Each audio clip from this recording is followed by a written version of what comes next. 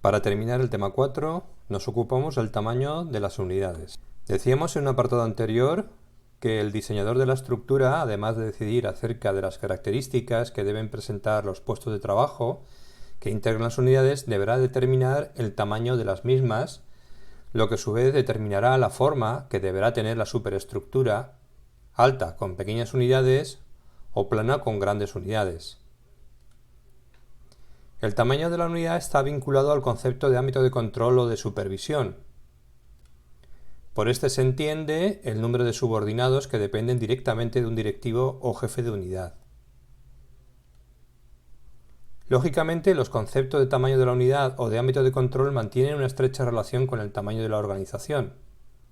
Si la organización aumenta su tamaño, cuenta con un mayor número de empleados, tiene dos opciones para hacer frente a esta situación: aumentar la amplitud de sus ámbitos de control. Los departamentos siguen siendo los mismos, a cada directivo le correspondería un número mayor de subordinados, lo que no afecta a los grados de diferenciación horizontal y vertical, o bien aumentar el número de niveles jerárquicos, aparecen nuevos departamentos y nuevos directivos, un departamento con un número mayor de integrantes se divide. En este caso, los niveles de diferenciación horizontal y vertical se incrementan. Al respecto de lo aquí planteado, debemos tener en cuenta que las relaciones potenciales superior-subordinado se incrementan de forma geométrica ante aumentos aritméticos del número de subordinados, de acuerdo con la expresión que figura a continuación. El directivo no solo debe gestionar las relaciones que mantiene con cada subordinado, sino también las relaciones que los subordinados mantienen entre sí.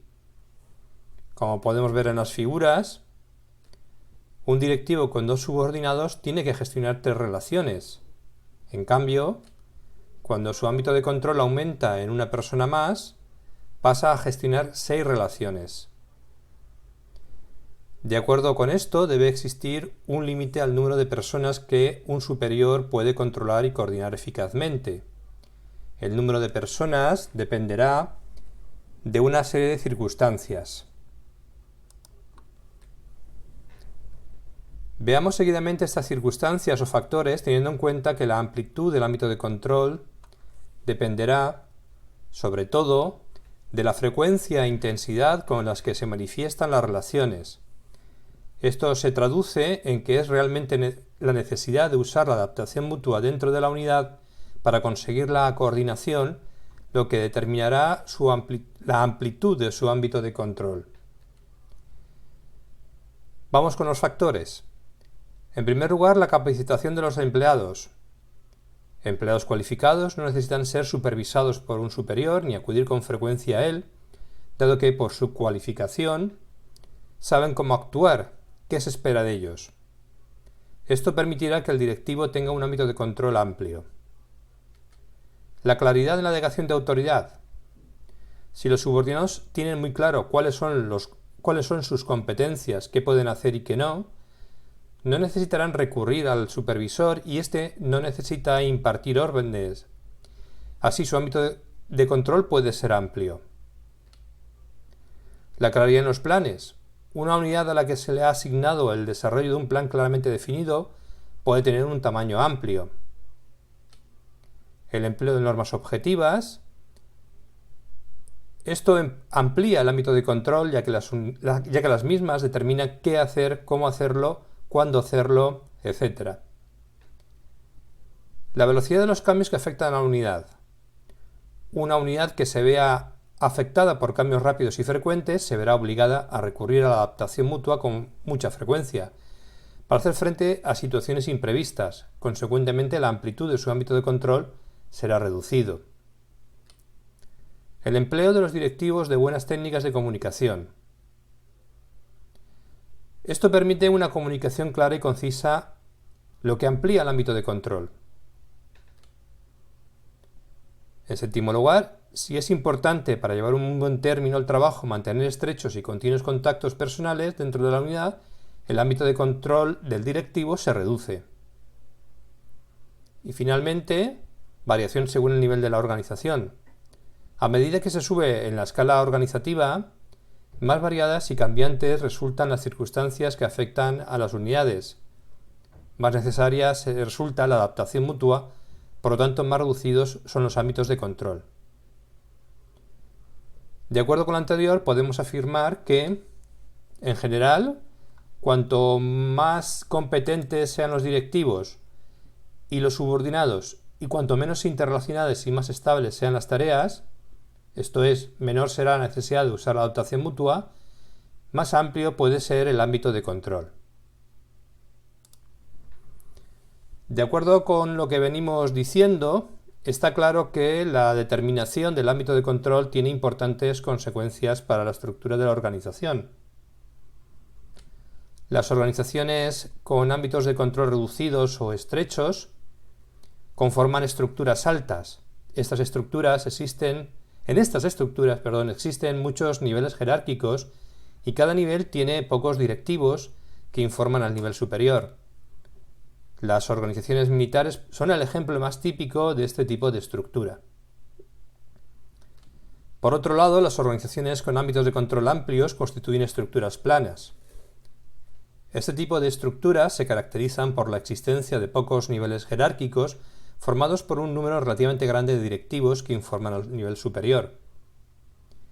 El efecto más importante de estas estructuras es que se acortan de forma considerable los canales de comunicación. Señalamos a continuación los problemas que plantean las estructuras altas. Problemas de comunicación. A medida que la cadena de mando se alarga, la comunicación entre los directivos de la cúspide y los de la base se alarga, lo que supone que la toma de decisiones se ralentiza, la información sufre distorsión.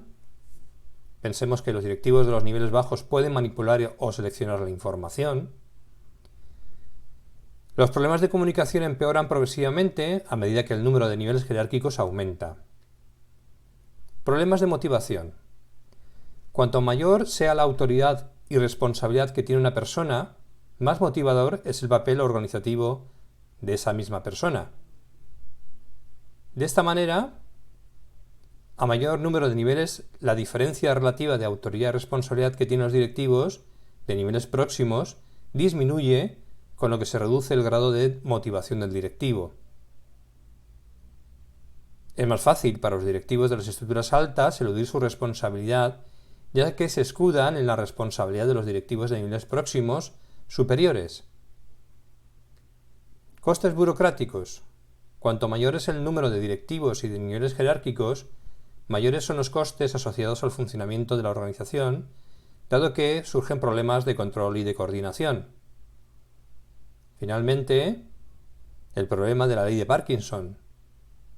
Este problema tiene que ver con un incremento no justificado del número de directivos. Los directivos reaccionan habitualmente creando directivos de un nivel inferior para defender su estatus. Así, cuanto menor sea el número de directivos en un mismo nivel y cuanto mayor sea el número de directivos que está por debajo, mayor es el estatus del nivel superior.